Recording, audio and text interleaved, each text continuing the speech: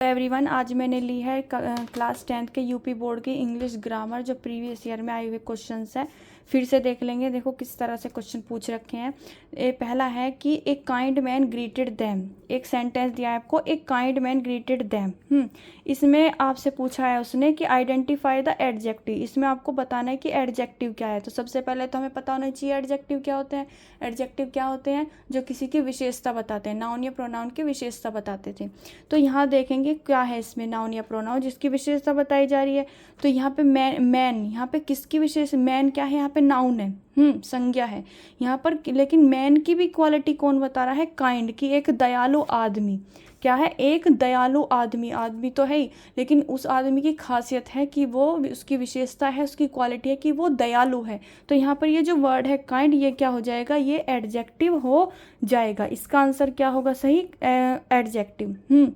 अब अगला दे रखा है, he said to me please help me. यहाँ पे देख लो, इनडायरेक्ट, डायरेक्ट और इनडायरेक्ट पूछ रही है आपसे। ये सेंटेंस दे दिया और इसको आपको इनडायरेक्ट में चेंज करना है। सबसे पहले तो ये जो पार्ट है ही सेड टू मी, इसे हम कहते हैं रिपोर्टेड वर्ब। और ये जो पार्ट है प्लीज़ हेल्प मी, जो कोमास के, इन्वर्टेड कोमास के अंदर आता है, उसे हम रिपोर्टेड स्पीच कहते हैं। इसे हम क्या कहते हैं? ये होता है रिपोर्टेड वर्ब। ये होती है हमारी रिपोर्टेड वर्ब। और जो कोमास के, इन्वर्टेड कोमास के अंदर होती है, वो होती है हमारी रिपोर्टेड स्पीच, जो कही गई होती है। इनडायरेक्ट में क्या हो जाता है कि बात वही रहेगी, बस उसको क्या कर दिया जाएगा? घुमाकर कह दिया जाता है। अब देखो ये कैसे चेंज होगा। इसमें क्या होगा कि यहाँ पे प्लीज़, जो प्लीज़ वाले सेंटेंस होंगे इसमें, ये जो प्लीज़ है ये कन्वर्ट हो जाएगा रिक्वेस्टेड में। ही रिक्वेस्टेड मी में। देखो जैसे आपने किसी से कुछ मांगा कि प्लीज़ मुझे पेन दे दो, तो आप क्या कर रहे हो? उससे रिक्वेस्ट कर रहे हो, एक पोलाइट रिक्वेस्ट कर रहे हो आप उससे। तो यहाँ पर इसका जो सही आंसर होगा वो होगा he requested me. He requested me to help him. He requested me to help him. यहाँ पे प्लीज़ की वजह, ये जो प्लीज़ वाले सेंटेंस होंगे ये इनका किस में बदलाव हो जाएगा? रिक्वेस्टेड में। ठीक है। रीऑर्डरिंग, फिर से रीऑर्डरिंग आ गया, वही रीअरेंज वाला दे रखा है हमें कि cat upon the jumped table the. तो मैंने बताया था सबसे पहले सब्जेक्ट पहचानना है। इसको पढ़कर हमें एक चीज़ क्लियर हो रही है कि यहाँ पर बात करी गई है कि बिल्ली जो है टेबल पर कूद गई है, तो कुछ ऐसी बात हो रही है। अब हमें इसको सही पुट करना है बस। तो क्या हो जाएगा? सब्जेक्ट क्या है इसमें? कर्ता कौन है? कैट। कैट के द्वारा क्या क्रिया हो रही है? कूदने की। किसके ऊपर हो रही है? टेबल के। तो क्लियर हो गया है, कैट इसमें क्या है? सब्जेक्ट है। जम्प्ड इसमें क्या है? मेन वर्ब है। और ऑब्जेक्ट इसमें क्या है? टेबल, क्योंकि वो किस पर कूद रही है? वो जो कूद रही है, जंप कर रही है, उसका इफेक्ट किस पर पड़ रहा है? टेबल पर। बस अब इनको सही जगह पुट करना है। तो हो जाएगा the cat jumped upon the table. तो ये तो बहुत इजी था। तो इस तरह से पूछा जाएगा। ये क्या हो गया? द कैट क्या हो गया? सब्जेक्ट हो गया। जम्प्ड मेन वर्ब हो गई। और टेबल क्या हो गया हमारा? द टेबल हो गया हमारा क्या? ऑब्जेक्ट। तो सब्जेक्ट, वर्ब प्लस ऑब्जेक्ट। अब ये हमारा प्रॉपर सेंटेंस बन गया है और इसका एक मीनिंग भी है। अब आगे ही ऐसे स्पेलिंग दे रखी है। ये किसी चीज़ की स्पेलिंग है, कोई वर्ड है, इसको हमें बताना है, फिल करना है किसकी है। तो ये स्पेलिंग है जस्टिस की, JUSTIC। तो ये हो गया जस्टिस। इस तरह से स्पेलिंग पूछ लेगा। मैच द वर्ड्स दे रखे हैं, ये कुछ वर्ड्स दे रखे हैं, इनके हमें मीनिंग को सही मीनिंग से मैच करना है। जैसे क्रिएचर है, क्रिएचर किससे मैच होगा? एनिमल से। क्रिएचर किसको कहते हैं? एनिमल को। डेस्ट्रॉय का मतलब क्या होता है? नष्ट कर देना। और नष्ट कर देना यहाँ पर इंग्लिश में क्या है? डैमेज। ठीक है। विस्पर्ड का मतलब होता है कि जब कोई धीरे से बुदबुदाता है, धीरे से बोलता है, तो ये किससे मैच हो रहा है? सैड स्लोली, धीरे से कहना। ठीक है।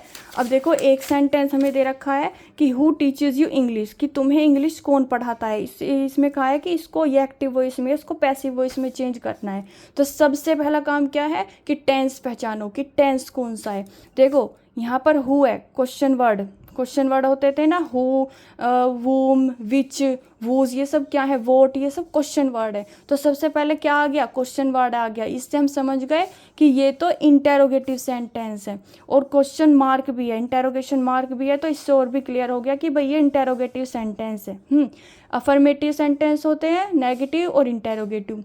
देखो 3 तरह के टेंस होते हैं, प्रेजेंट, पास्ट और फ्यूचर। फिर इनके भी टाइप्स होते हैं, simple present, present continuous, present perfect और प्रेजेंट परफेक्ट कंटिन्यूस। फिर इनमें भी पार्ट्स होते हैं कि एक सेंटेंस अफर्मेटिव का होता, अफर्मेटिव सेंटेंस होते हैं एक टाइप के, एक नोट वाले होते हैं नेगेटिव वाले, और एक होते हैं इंटेरोगेटिव वाले, क्वेश्चन पूछने वाले। तो ये हमारा तीसरा टाइप है क्वेश्चन वाला। अब पहचानना है हमें टेंस। देखो यहाँ पर मेन वर्ब क्या है, टीचेस, टीच, यानी टीच इसमें मेन वर्ब है, पढ़ाने का काम हो रहा है। ये पूछ रहा है कि तुम्हें इंग्लिश कौन पढ़ाता है। तो यहाँ पर आप देख रहे हो टीच के साथ एस या ई एस वाली सिचुएशन लग रही है। तो एस या ई एस वाली सिचुएशन किस में होती थी, प्रेजेंट टेंस में। किस में होती थी, प्रेजेंट टेंस में। और प्रेजेंट टेंस के भी सिंपल प्रेजेंट टेंस में एस या ई एस जुड़ता था, जिसका फॉर्मूला क्या होता था, सब्जेक्ट प्लस मेन वर्ब के साथ एस या ई एस और प्लस क्या, ऑब्जेक्ट। ये फॉर्मूला होता था। ये फॉर्मूला होता था अफर्मेटिव का। अगर नेगेटिव होता था प्रेजेंट टेंस में तो लग सिंपल प्रेजेंट टेंस में तो हो जाता था डू या डज, और अगर इंटेरोगेटिव होता था तो क्वेश्चन वर्ड जुड़ जाता था, जैसे यहाँ पर जुड़ रहा है।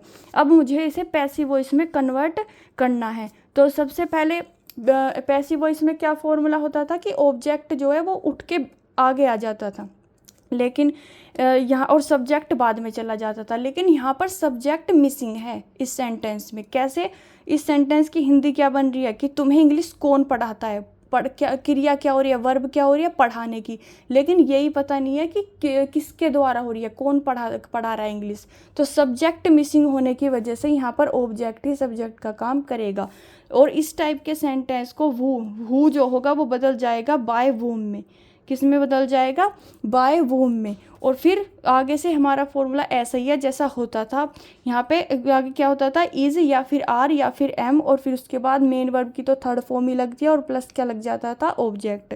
तो by whom are you, by whom are you. यहाँ पे आर क्यों लगा है, यू के अकॉर्डिंग, क्योंकि यू क्या है, प्लूरल है। यहाँ पे प्लूरल है तो यहाँ पे आर लगा हुआ है। तो by whom are you taught, by whom are you taught, third form क्या होगी, टोट, टोट इंग्लिश, कि तुम्हें इंग्लिश किसके द्वारा पढ़ाई जाती है। अब सेंटेंस में क्या हो गया है, ये अब भी इंटेरोगेटिव ही है लेकिन कहने का तरीका बदल गया है। यहाँ क्या है कि तुम्हें इंग्लिश कौन पढ़ाता है, यहाँ हो गया है तुम्हें इंग्लिश किसके द्वारा पढ़ाई जाती है। सब्जेक्ट यहाँ पर मिसिंग है, इसलिए यहाँ पर हम जो हमारा जो है ऑब्जेक्ट ही सब्जेक्ट का काम करेगा। तो यू जो है ना, ये यहाँ पे जो यू है ये ऑब्जेक्ट है, क्योंकि पढ़ाने की क्रिया हो रही है वो तो हमें पता नहीं है, लेकिन वो जिसको पढ़ा रहा है वो ऑब्जेक्ट है। वो किसी यू को पढ़ा रहा है, तुम इनको पढ़ा रहा है, तो यू इसमें क्या है, ऑब्जेक्ट है। तो इस वजह से यहाँ पर इस तरह के सेंटेंस में बाय वूम अटैच हो जाता है और बाकी फॉर्मूला ऐसे ही रहेगा जैसे हमारा होता है। और यहाँ पर आर लग रहा है क्योंकि यू प्लूरल है, यू प्लूरल में आएगा, इस वजह से यहाँ पर आर लगा हुआ है। तो कुछ इस तरह से सेंटेंस आते हैं। पंचुएशन का भी एक आया हुआ था कि उसमें हमें कैपिटल लेटर्स में जहाँ पे भी नेसेसरी है वो लगाने थे।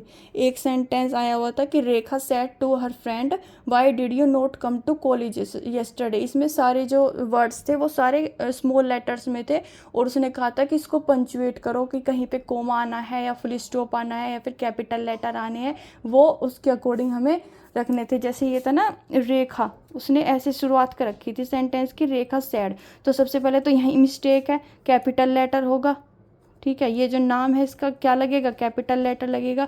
तो इसी तरह से आगे भी उसको सॉर्ट आउट करना था सही वर्ड के साथ, सही लेटर के साथ और सही पंक्चुएशन मार्क के साथ। तो इस तरह से क्वेश्चन आएंगे। इस तरह से एक्टिव पैसिव पूछ रखे हैं, इस तरह से एक ही दे रखा है लेकिन पूछ रखा है, लेकिन पढ़ना सब कुछ ही पड़ेगा, याद सब कुछ ही करना पड़ेगा, सारे फॉर्मूले वगैरह।